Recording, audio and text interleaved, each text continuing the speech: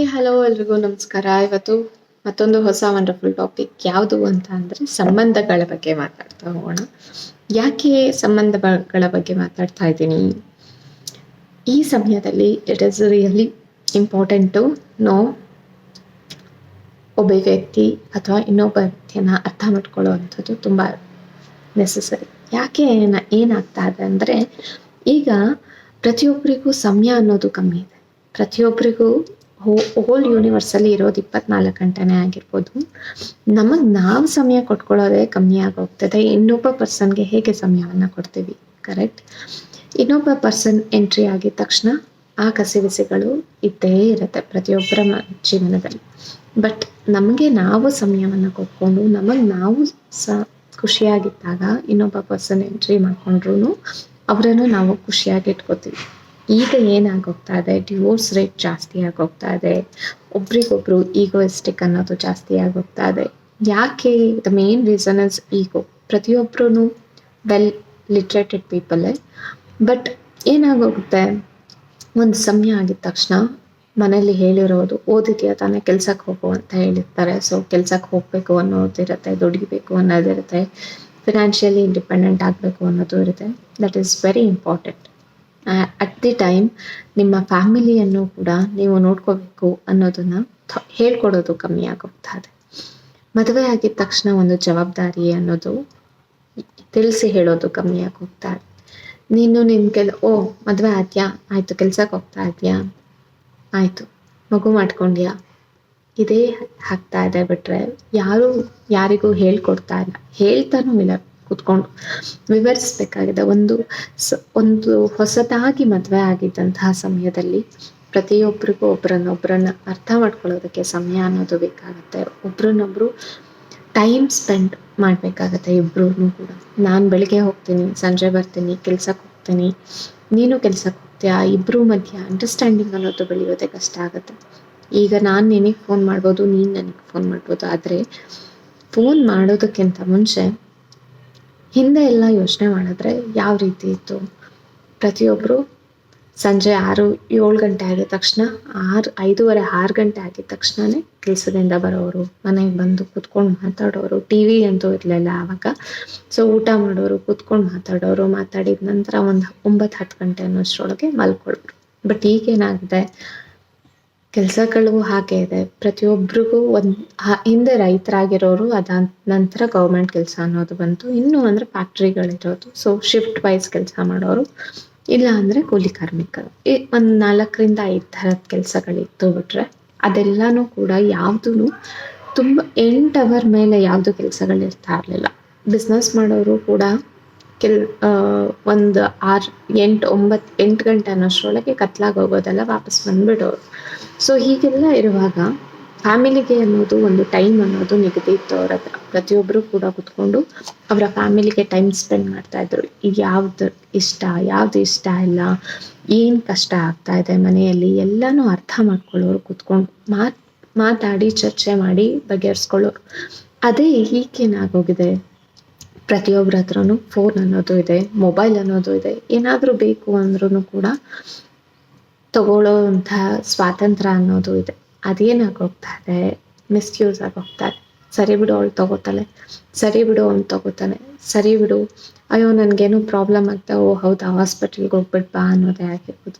ಕಾಳಜಿ ಅನ್ನೋದು ಕಮ್ಮಿ ಆಗೋಗ್ತದೆ. ಬೇಸಿಕಲಿ ಆ ಬಾಂಡಿಂಗ್ ಅನ್ನೋದು ಕಮ್ಮಿ ಆಗ್ತದೆ. ಯಾಕೆ ಕಮ್ಮಿ ಆಗ್ತದೆ? ಬಿಕಾಸ್ ಇಂಡಿವಿಜುವಲಿ ಆ ಪರ್ಸನ್ ಅಪಿಯರೆನ್ಸೇ ಅನ್ನೋದು ಇರುತ್ತೆ. ಬರೀ ವರ್ಚುವಲಿ ಕನೆಕ್ಟ್ ಆಗ್ತಾ ಇರೋದ್ರಿಂದ ಇಟ್ ಈಸ್ ನಾಟ್ ನೆಸಸರಿ ಹೋಗಿ ಅಲ್ಲಿ ಮಾಡ್ತೀನಿ ಅಂತ. ಸೊ ದ ಮೂಮೆಂಟ್ ಆ ಪರ್ಸನ್ ಅಪಿಯರೆನ್ಸ್ ಅಥವಾ ಫಿಸಿಕಲ್ ಪ್ರೆಸೆನ್ಸ್ ಇದ್ದಾಗ ಏನಾಗುತ್ತೆ, ಇನ್ನೊಂದು ಪರ್ಸನ್ಗೂ ಬೈಂಡ್ ಆಗೋದಕ್ಕೆ ಈಸಿ ಆಗುತ್ತೆ. ಹೌದು, ನನಗೆ ಅವ್ರು ಟೈಮ್ ಕೊಡ್ತಿದ್ದಾರೆ ಅನ್ನೋವಾಗ ನಾನು ಅವ್ರಿಗೆ ಟೈಮ್ ಕೊಡಬೇಕು, ನಾನು ನನ್ನ ಕೆಲಸಗಳನ್ನು ಬೇಗ ಮುಗಿಸ್ಬೇಕು. ಸೊ ಅವ್ರು ನನಗೋಸ್ಕರ ಕಾಯ್ತಾ, ನನಗೋಸ್ಕರ ಅನ್ನೋದು ಒಂದು ವರ್ಡ್ ಅನ್ನೋದು ಪ್ರತಿಯೊಬ್ಬರ ಮನುಷ್ಯನಲ್ಲೂ ಬಂದಿದ ತಕ್ಷಣ ಆಬ್ವಿಯಸ್ಲಿ ಅಲ್ಲಿ ಪ್ರೀತಿ ಬರುತ್ತೆ, ಕಾಳಜಿ ಬರುತ್ತೆ, ಸಂಬಂಧಗಳು ಗಟ್ಟಿಯಾಗ್ತಾ ಹೋಗುತ್ತೆ.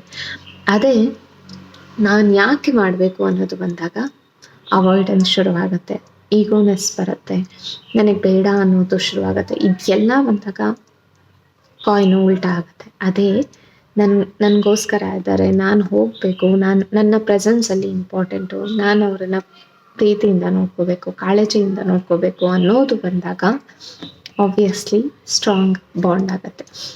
ಅದು ಇವಾಗ ಬೇಕಾಗಿರೋದು. ಅಟ್ ಪ್ರೆಸೆಂಟ್ ಈಗ ಪ್ರತಿಯೊಂದು ರಿಲೇಷನಲ್ಲೂ ಬೇಕಾಗಿರುವಂಥದ್ದು ಟೈಮ್. ನಿಮಗೆ ನಿಮ್ಮ ಸಂಬಂಧಗಳಿಗೆ ಟೈಮ್ನ ಕೊಡ್ತಾ ಹೋಗಿ. ಪ್ರತಿಯೊಬ್ಬರು ಕೂಡ ಇಬ್ಬರು ಕೂತ್ಕೊಂಡು ಮಾತಾಡಿ, ಫೋನ್ಗಳನ್ನು ಸೈಡಲ್ಲಿಡಿ. Phone it is not necessary. ಇಬ್ಬರು ಪಕ್ಕದಲ್ಲೇ ಇರುವಾಗ ಇನ್ಯಾರು ಬೇಕು ನಿನಗೆ ಅವ್ರಿಗೆ ನೀವು ಅನ್ನುವಾಗ ಇಟ್ ಇಸ್ ನಾಟ್ ನೆಸಸರಿ. ಹೌದು, ಎಲ್ಲ ವರ್ಕ್ ಟೆನ್ಷನ್ ಎಲ್ಲನೂ ಸೈಡಲ್ಲಿಡಿ. ಇಟ್ ಈಸ್ ಒಂದು ಪ್ಲೇಸ್ ಫೋನ್ಗೆ ಅಂತ ಇಟ್ಬಿಟ್ಟು ಅಲ್ಲಿ ಇಟ್ಬಿಡಿ.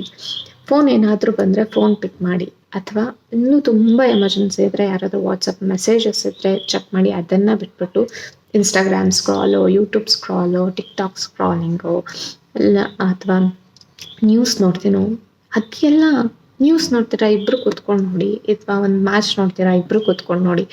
ಅದನ್ನು ಬಿಟ್ಟು ಒಬ್ಬರು ಮಾಡೋದು ಇಟ್ ಈಸ್ ನಾಟ್ ನೆಸಸರಿ. ನೀನು ನಿನ್ನ ಮೊಬೈಲಲ್ಲಿ ಸ್ಕ್ರಾಲ್ ಮಾಡ್ತಾ ಇರ್ತೀನಿ, ನಾನು ನನ್ನ ಮೊಬೈಲಲ್ಲಿ ಸ್ಕ್ರಾಲ್ ಮಾಡ್ತಾ ಇರ್ತೀನಿ ಅಂದಾಗ ಕಮ್ಯುನಿಕೇಷನ್ನೇ ಬೆಳೆಯಲ್ಲ.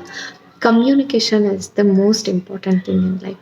ಇಂದ ಎಲ್ಲ ಎಷ್ಟೇ ಜಗಳ ಆಡಿದ್ರು, ಎಷ್ಟೇ ವಾಗ್ವಾದ ಆದರೂ at the end of the day ಸೈಲೆಂಟಾಗಿ ನನ್ನ ಮುಖ ನೀನು ನೋಡಬೇಕು, ನಿನ್ನ ಮುಖ ನಾನು ನೋಡಬೇಕು, ನಾವಿಬ್ಬರು ಒಂದೇ ಅನ್ನೋ ರಿಲೇಷನ್ಶಿಪ್ ಇರ್ತಾ ಇತ್ತು. ಈಗ ಅದು ಕಮ್ಮಿ ಆಗ್ತಾ ಇದೆ. ಹೌದಾ, ನೀನು ಮಾತಾಡೋಲ್ಲ, ಸರಿ ಬಿಡು, ನನಗೆ ಡಿಸ್ಟ್ರಾಕ್ಷನ್ ಬೇಕು, ನೀವು ಮಾತಾಡ್ತಾ ಇಲ್ಲ, ಸೊ ನಾನೇನು ಮಾಡ್ತೀನಿ, ಫೋನ್ ತೊಗೊಂಡು ಸ್ಕ್ರಾಲ್ ಮಾಡ್ತೀನಿ, ಅಥವಾ ನಾನು ಮೊಬೈಲ್ನ ನೋಡ್ಕೊತಾ ಕೂತ್ಕೋತೀನಿ, ಬೇರೆ ಏನೋ ವಿಷಯನ ಓದ್ತಾ ಕೂತ್ತೀನಿ. ನನ್ನನ್ನು ಡಿಸ್ಟ್ರಾಕ್ಟ್ ಮಾಡ್ಕೊಂಡು ಹೋಗ್ತೀನಿ. ಬಿಕಾಸ್ ನಾನು ಇಂಪಾರ್ಟೆಂಟು, ಇವ್ರು ನನಗೆ ಇಂಪಾರ್ಟೆನ್ಸ್ ತೋರಿಸ್ತಾ ಇಲ್ಲ ಅನ್ನೋದು ಬಂದುಬಿಟ್ಟಾಗ ಸಂಬಂಧಗಳು ಬ್ರೇಕ್ ಆಗ್ತಾ ಹೋಗುತ್ತೆ. ಪ್ರತಿಯೊಬ್ಬ ಮನುಷ್ಯನು ಮದುವೆ ಆದಾಗ ಅನ್ನೋದಕ್ಕಿಂತ ಎನಿ ರಿಲೇಷನ್ಶಿಪ್ಪಲ್ಲಿ ಬಂದಾಗ it is so important to get to know each other. And ನಾವು ಇನ್ನೊಬ್ಬರಿಗೆ ಇದ್ದೀವಿ, ಇನ್ನೊಬ್ಬರು ನಮಗೋಸ್ಕರ ಇದ್ದಾರೆ ಅನ್ನೋ ಬಾಂಡ್ ಬೆಳಿಬೇಕು. ಏನೇ ಒಬ್ಬ ಮನುಷ್ಯ ಎಸ್ಪೆಷಲಿ ಮದುವೆ ಆದಾಗ ಬರುವಂತಹದ್ದು ಪ್ರಾಬ್ಲಮ್ ಏನು, ಅಂಡರ್ಸ್ಟ್ಯಾಂಡಿಂಗ್, ಅಡ್ಜಸ್ಟಿಂಗ್. ಯಾಕೆಂದರೆ ಅಲ್ಲಿವರೆಗೂ ಇಬ್ಬರು ಇಂಡಿವಿಜುವಲ್ ಪರ್ಸ್ನಾಲಿಟೀಸ್. ನಾನೊಂದು ಪರ್ಸ್ನಾಲಿಟಿಯಾಗಿ ಬೆಳೆದಿರ್ತೀನಿ, ನೀನೊಂದು ಪರ್ಸ್ನಾಲಿಟಿಯಾಗಿ ಬೆಳೆದಿರ್ತೀವಿ. ಇಬ್ಬರೂ ತೆಗೆದುಕೊಂಡು ಒಂದು ರೂಮಲ್ಲಿ ಹಾಕಿದಾಗ, ಒಂದು ಕಡೆ ಇರಬೇಕು ಅಂದಾಗ you start compromising many things and you start adjusting many things. ಅದಕ್ಕೆ ಈ ಬಿಗ್ ಬಾಸ್ ಶೋಸ್ಗಳಲ್ಲೆಲ್ಲ ಯಾಕೆ ಒಂದು ದಿವಸ ಚೆನ್ನಾಗಿರ್ತಾರೆ, ಒಂದು ವಾರ ಚೆನ್ನಾಗಿರ್ತಾರೆ, ಆಮೇಲೆ 10 ದಿವಸ 15 ದಿವಸ ಆಗಿದ ತಕ್ಷಣ ಯಾಕೆ ಅವ್ರಗಳಲ್ಲೇ ಜಗಳಗಳು ಶುರುವಾಗುತ್ತೆ, ಬಿರುಕುಗಳು ಶುರುವಾಗುತ್ತೆ. ಅದನ್ನು ನೋಡಿದ್ರೆ ಅಂಡರ್ಸ್ಟ್ಯಾಂಡ್ ಮಾಡ್ಕೋಬೇಕು. ನಮ್ಮ ಮನೆಯಲ್ಲೂ ಇದೇ ನಡೆಯುವಂಥದ್ದು. ಏನು ಅಂದರೆ ಇಬ್ಬರು ಒಂದು ಕಡೆ ಆಗಿದ ತಕ್ಷಣ ಜಗಳಗಳು, ಯಾವುದೋ ಒಂದು ಮಿಸ್ಅಂಡರ್ಸ್ಟ್ಯಾಂಡಿಂಗ್ ಬಂದ್ಬಿಡುತ್ತೆ. ಆಗ ಅದು ಸಾರ್ಟ್ ಔಟ್ ನಾವು ಮಾಡ್ಕೋಬೇಕು ಕೂತ್ಕೊಂಡು ಮಾತಾಡಿ. ಇದು ಪ್ರಾಬ್ಲಮ್ ಆಗಿದೆ, ಇಲ್ಲಿ ಪ್ರಾಬ್ಲಮ್ ಆಗಿದೆ, ಇದು ನೀನು ಹೇಳಿದ್ದು ನನಗೆ ಇಷ್ಟ ಆಗಿಲ್ಲ, ಸೊ ಇದನ್ನು ಚೇಂಜ್ ಮಾಡ್ಕೋ ಅಂತ ಹೇಳಿದಾಗ ಚೇಂಜ್ ಮಾಡ್ಕೊಳ್ಳೋ ಮನಸ್ಥಿತಿ ಅವ್ರಿಗೂ ಇರಬೇಕು. ಚೇಂಜ್ ಮಾಡು ಅಂತ ಹೇಳಿದಾಗ ಆ ಕಮಾಂಡಿಂಗ್ ನೇಚರಲ್ಲಿ ಹೇಳಬಾರ್ದು, ಪೊಲೈಟಾಗಿ ಹೇಳಬೇಕು. ಆ್ಯಂಡ್ ಅವರು ಅದನ್ನು ಏನಕ್ಕೆ ಎಕ್ಸ್ಪೆಕ್ಟ್ ಮಾಡ್ತಿದ್ದಾರೆ ಚೇಂಜ್ ಅನ್ನೋದನ್ನು ತಿಳಿಸಿ ಹೇಳಬೇಕು. ಇದು ನನಗೆ ಈ ಥರ ಕಸಿ ಆಗ್ತಾಯಿದೆ, ತುಂಬ ಹಿಂಸೆ ಆಗ್ತಾ ಇದೆ, ಸೊ ಇದನ್ನು ಸ್ವಲ್ಪ ಚೇಂಜ್ ಆದರೆ ಇಬ್ಬರು ಚೆನ್ನಾಗಿರ್ಬೋದು, ಇಬ್ಬರಿಗೂ ಹೆಲ್ಪ್ ಆಗುತ್ತೆ ಅನ್ನೋದನ್ನು ಇಬ್ಬರು ಕೂತ್ಕೊಂಡು ಮಾತಾಡಬೇಕು. ಅದನ್ನು ಬಿಟ್ಬಿಟ್ಟು the moment when you start dominating others, ಇನ್ನೊಬ್ಬರು ಯಾರೂ ತೆಗೆದುಕೊಳ್ಳಲ್ಲ. ಈ ಯಾವ ಪ್ರಪಂಚದಲ್ಲಿರುವಂಥ ಯಾವ ಪ್ರಾಣಿನೂ ಕೂಡ ತನ್ನನ್ನು ಮಿಂಚು ಇನ್ನೊಬ್ಬರು ಡಾಮಿನೇಟ್ ಆಗೋದು ಇಷ್ಟಪಡಲ್ಲ. ಅದೇ ಸಹಬಾಳ್ವೆಯಲ್ಲಿ ಎಲ್ಲರೂ ಈಕ್ವಲ್ ಆಗಿ ಟ್ರೀಟ್ ಮಾಡಿಕೊಂಡು ಅವ್ರವ್ರ ಪೊಸಿಷನ್ಸ್ ಏನಿದೆಯೋ ಅದನ್ನು ಅರ್ಥ ಮಾಡಿಕೊಂಡು ಬದುಕೋದ್ರಲ್ಲಿ ತುಂಬ ಎಲ್ಲನೂ ಹಾಗೆ ಬದುಕೋದು. ಅದೇ ಒಬ್ಬರನ್ನ ಇನ್ನೊಬ್ಬರು ಡಾಮಿನೇಟ್ ಮಾಡೋದು, ಸುಪೀರಿಯಾರಿಟಿ ಅಂತ ಹೋದಾಗ ಜಗಳಗಳು, ಕ್ಲಾಶಸ್ಗಳು ಆಗುತ್ತೆ. ಅದೇ ಇಬ್ರಿಗೂ ಈಕ್ವಲ್ ರೆಸ್ಪಾನ್ಸಿಬಿಲಿಟಿ ಇದೆ. ನೀನು ಫಿನಾನ್ಷಿಯಲಿ ಸಪೋರ್ಟ್ ಮಾಡ್ತಾ ಇದ್ರೆ ನಾನು ಎಮೋಷ್ನಲಿ ಸಪೋರ್ಟ್ ಮಾಡ್ತಾ ಇದ್ದೀನಿ. ಸೊ ಈ ಥರ ಬ್ಯಾಲೆನ್ಸ್ ಮಾಡ್ಕೊಂಡಾಗ ರಿಲೇಷನ್ಶಿಪ್ಗಳು ತುಂಬ ಚೆನ್ನಾಗಿ ಆಗುತ್ತೆ. ಆ್ಯಂಡ್ ಬಾಂಡಿಂಗ್ ಅನ್ನೋದು ಬೆಳೀತಾ ಹೋಗುತ್ತೆ. ವಾದ ಮಾಡಿದ್ರೆ, ಜಗಳ ಮಾಡಿದ್ರೆ ಅಥವಾ ಕಿರ್ಚಾಡಿದ್ರೆ ಬೆಳೆಯೋದಿಲ್ಲ. ಹೌದು, ಏನೋ ಆ ಮೂಮೆಂಟಲ್ಲಿ ಕೋಪ ಬಂತು, ಆ ಮೂಮೆಂಟಲ್ಲಿ ಸಿಟ್ಟು ಬಂತು, ಆ ಮೂಮೆಂಟ್ ಅಲ್ಲೇ ಮುಗಿದು ನೆಕ್ಸ್ಟ್ ಮಿನಿಟ್ ಅಥವಾ ನೆಕ್ಸ್ಟ್ ಡೇನೇ ತಗೊಳ್ಳಿ. ಫಾರ್ ಎಕ್ಸಾಂಪಲ್, ಒಂದು ದಿನ ಕೋಪ ಬಂತ, ಓಕೆ ಫೈನ್, ಆ ದಿನ ಕೋಪ ಅವತ್ತು ಮುಗೀತು. ರಾತ್ರಿ ಏನಾಗಿದ್ದ ತಕ್ಷಣ ಬೆಳಗ್ಗೆ ಎದ್ದಿದ ತಕ್ಷಣ it's again fresh day. Is it ಇವತ್ತಿನ ದಿನ, ಇವತ್ತಿನ ಟೈಮ್ ಅಥವಾ ಇವತ್ತಿನ ತಾರೀಕು ಮತ್ತೆ ನಾಳೆ ಬರುತ್ತಾ? ಮುಂದಿನ ವರ್ಷ ಬರುತ್ತೆ, ನಾಳೆ ಬರಲ್ಲ, ಮುಂದಿನ ವರ್ಷ ಬರುತ್ತೆ, ಆದರೆ ವರ್ಷ ಚೇಂಜ್ ಆಗಿರುತ್ತೆ. ದಿನಾಂಕ ಅದೇ ಆಗಿರ್ಬೋದು, ಆದರೆ ವರ್ಷ ಬೇರೆ ಆಗಿರುತ್ತೆ. ಸೊ ಹೀಗೆ ವರ್ಷನೇ ಬೇರೆ ಆಗಿರುವಾಗ ಆ ವಿಷಯ, ಬೇಡವಾಗಿರೋ ವಿಷಯವನ್ನ ಇಟ್ಕೊಂಡು ಕೋಪದ ವಿಷಯನ ಅಥವಾ ಮನಸ್ಸಿಗೆ ಕಸಿವಿಸಿ ಬೇಜಾರನ್ನ ಯಾಕೆ ನೆಕ್ಸ್ಟ್ ಡೇಗೆ ಕ್ಯಾರಿ ಮಾಡುವಂಥದ್ದು. So it is not necessary. ತುಂಬ ಬೇಜಾರಾಯ್ತಾ, ಓಕೆ ಫೈನ್, ನಿಮ್ಮ ಮೈಂಡ್ ಪ್ಯಾಟ್ರನ್ನ ಚೇಂಜ್ ಮಾಡ್ಕೊಳ್ಳಿ. ನಾನು ನೆಕ್ಸ್ಟ್ ವಿಡಿಯೋದಲ್ಲಿ ಹೇಳಬೇಕು ಅಂತ ಅಂದ್ಕೊಂಡಿರೋ ವಿಷಯ ಕೂಡ ಇದೆ. ನಮ್ಮ ಬ್ರೈನ್ಗೆ ಯಾಕೆ ಇದು ಒಂದೇ ಪ್ಯಾಟ್ರನ್ನ ಹೋಗಿ ಬೇಜಾರಾಗಿರುವ ಅಥವಾ ಏನೇ ವಿಷಯ ಅದು ಇಷ್ಟ ಇಲ್ವೋ ಅದರ ಹತ್ರನೇ ಯಾಕೆ ಗಮನ ಹರಿಸುತ್ತೆ ಅಂದರೆ, because of V created that neural pattern. ಅದನ್ನು ಹೊರಗಡೆ ಬಂದು ಹೊಸದಾಗಿ ಹೇಗೆ ಒಂದು ರಿಲೇಷನ್ಶಿಪ್ನ ಸ್ಟ್ರಾಂಗ್ ಮಾಡ್ಕೊಳ್ಬಹುದು ಅನ್ನೋದನ್ನು ಯೋಚನೆ ಮಾಡಿ. So it is so necessary to give both time. ನಿನಗೆ ನಾನು ಎಷ್ಟು ಟೈಮ್ ಕೊಡ್ತೇನೋ ನೀನು ನನಗೆ ಅಷ್ಟು ಟೈಮ್ ಕೊಡೋ ಅಂಥದ್ದು important. Communication is very important. ಏನೇ ಆಗಲಿ ಮಾತಾಡಿ, ಫೋನಲ್ಲಿ ಮಾತಾಡೋದಕ್ಕಿಂತ ಎದುರುಗಡೆ ಕುತ್ಕೊಂಡು ಮಾತಾಡಿ. ಬಿಕಾಸ್ ಎದುರುಗಡೆ ಕುತ್ಕೊಂಡಾಗಲೇ ಪರ್ಸ್ನಲ್ ಟಚ್ ಅನ್ನೋದು ಇರುತ್ತೆ, ಆ್ಯಂಡ್ ಎಕ್ಸ್ಪ್ರೆಷನ್ಸ್ ಅನ್ನೋದು ಗೊತ್ತಾಗುತ್ತೆ, ಭಾವನೆಗಳು ಅರ್ಥ ಆಗುತ್ತೆ. ಫೋನಲ್ಲಿ ಮಾತಿನ ಭಾವನೆ ಅರ್ಥ ಆಗಲ್ಲ, ಮಾತಿನ ಟೋನ್ ಕೂಡ ಅರ್ಥ ಆಗಲ್ಲ, ಅರ್ಥೈಸ್ಕೊಳ್ಳುವಂತಹ ಶಕ್ತಿ ಕೂಡ ಇರಲ್ಲ. ನೀವು ಕೋಪದಲ್ಲೋ ಅಥವಾ ನೀವು ಯಾವುದೋ ಮೂಡಲ್ಲಿದ್ದರೆ ಆ ಮಾತುಗಳು ಹಾಗೆ ಅರ್ಥ ಆಗುತ್ತೆ. ನೀವು ಖುಷಿ ಮೂಡಲ್ಲಿದ್ದರೆ ಅವ್ರು ಏನೇ ಬರೆದ್ರು ಅದು ಖುಷಿಯಾಗೇ ತೆಗೆದುಕೊಂಡಿರ್ತಾರೆ. ನೀವು ಬೇಜಾರದ ಮೂಡಲ್ಲಿದ್ದಾಗ ಇನ್ನೊಬ್ರು ಮಾತಾಡುವಂಥ ಪ್ರತಿಯೊಂದು ಮಾತು ನಿಮಗೆ ಬೇಜಾರ ತರುತ್ತೆ. ಸೊ ಹಾಗಾಗಿ it is so necessary to be in. ಎದುರುಗಡೆ ಕೂತ್ಕೊಂಡು ಮಾತಾಡಿ ಬಗೆಹರಿಸ್ಕೊಳ್ಳಿ ಅಥವಾ ಮಾತಾಡೋದನ್ನು ಶುರು ಮಾಡಿ. It is necessary to make the other person feel you are so important in life ಅಂತ. ಆ ಇಂಪಾರ್ಟೆನ್ಸ್ನ ನೀವು ಫೀಲ್ ಮಾಡಿಸ್ಲಿಲ್ಲ ಅಂದರೆ ಈ ರಿಲೇಷನ್ಶಿಪ್ಪಲ್ಲಿ ಇರೋದು ಕೂಡ ವೇಸ್ಟೇ ಆಗೋಗುತ್ತೆ. ಯಾಕೆ ಅಂದರೆ ಎಲ್ಲಿ ನೆಸೆಸಿಟಿ ಅನ್ನೋದು ಕ್ರಿಯೇಟ್ ಆಗಿರೋದು ಅಲ್ಲಿ ಪ್ರೀತಿ ಅನ್ನೋದು ಇರುತ್ತೆ. ನಾನು ರೆಸ್ಪಾನ್ಸಿಬಿಲಿಟಿ ಬಗ್ಗೆ ಮಾತಾಡ್ತಾ ಇಲ್ಲ, ನೆಸೆಸಿಟಿ ಬಗ್ಗೆ. ಹಿಂದೆ ಎಲ್ಲ ನೋಡಿ, ಒಂದು ಸ್ವಲ್ಪ ಯೋಚನೆ ಮಾಡ್ತಾ ಹೋಗಿ. ಅಪ್ಪ ಅಮ್ಮಂದರು, ಅಯ್ಯೋ ಅಮ್ಮ ತವ್ರ ಮನೆಗೆ ಹೋದ್ರು, ಅಯ್ಯೋ ಇಲ್ಲ ಅವ್ರಿಗೆ ಮಾಡ್ಕೊಳ್ಳೋದಕ್ಕಾಗಲ್ಲ, ನಾನು ಹೋಗಲೇಬೇಕು, ನನಗೆ ಅಲ್ಲಿ ಕೆಲಸ ಇದೆ ಅಂತ ಬಂದ್ಬಿಟ್ಟಿರೋರು. ಅಪ್ಪ ಯಾವುದೇ ಊರು ಟ್ರಿಪ್ ಹೋದ್ರು, ಎಲ್ಲೇ ಕೆಲ್ಸದ ಮೇಲೆ ಹೋದ್ರು, ಇಲ್ಲ ನಮ್ಮ ಮನೇಲಿ ಕಾಯ್ತಾ ಇರ್ತಾರೆ, ನಾನು ಹೋಗಲೇಬೇಕು, ನನ್ನ ಮಕ್ಳು ಕಾಯ್ತಾ ಇರ್ತಾರೆ, ನನ್ನ ಮಕ್ಳು ಏನು ತೊಗೊಂಡು ಬಂದೆ ಅಂತ ಕೇಳ್ತಾರೆ, ಸೊ ಹಾಗಾಗಿ ನಾನು ಹೋಗಲೇಬೇಕು, ಬಂದ್ಬಿಡೋರು ವಾಪಸ್. ಬಟ್ ಈಗ ಇರಲಿ ಬಿಡು, ಇರ್ತಾರೆ ಬಿಡು ಅನ್ನೋದು ಬಂದ್ಬಿಡು. ದಟ್ ಈಸ್ ರಿಲೇಷನ್ಶಿಪ್ ಅಥವಾ ಬಾಂಡಿಂಗ್ ಅಂತ ಬಂದಾಗ ಇಟ್ ಈಸ್ ಸೋ ನೆಸಸರಿ. ಒಬ್ಬ ಮನುಷ್ಯ ಭೂಮಿ ಮೇಲೆ ಬದುಕಿದ್ದಾನೆ ಅಂತ ಅಂದಾಗ ಇಟ್ ಈಸ್ ಸೋ ನೆಸಸರಿ. ಇಷ್ಟು ಸಲ ನಾನು ನೆಸಸರಿ ವರ್ಡ್ ಯಾಕೆ ಹೇಳ್ತಾ ಇದ್ದೀನಿ ಅಂದರೆ, ಒಂದು ಹೆಣ್ಣಿಗೆ ಒಂದು ಗಂಡು ಅಥವಾ ಕಂಪ್ಯಾನಿಯನ್ಶಿಪ್ ಅನ್ನೋದು ಜೀವನ ನಡೆಸೋದಕ್ಕೆ ಬೇಕಾಗಿರುವಂಥ ವಿಷಯ. ನಾನು ಯಾವಾಗಲೂ ಹೇಳುವಂಥ ವಿಷಯ ಯಾವುದು ಅಂದರೆ, ಒಬ್ಬ 100 ಕಿಲೋಮೀಟರ್ ಓಡ್ಬೋದಂತೆ, ಮ್ಯಾಕ್ಸಿಮಮ್ ಅಂದರು 500 ಕಿಲೋಮೀಟ್ರ್ ಓಡ್ಬೋದಂತೆ, 1000 ಕಿಲೋಮೀಟ್ರ್ ಟ್ರೈ ಮಾಡ್ಬೋದಂತೆ.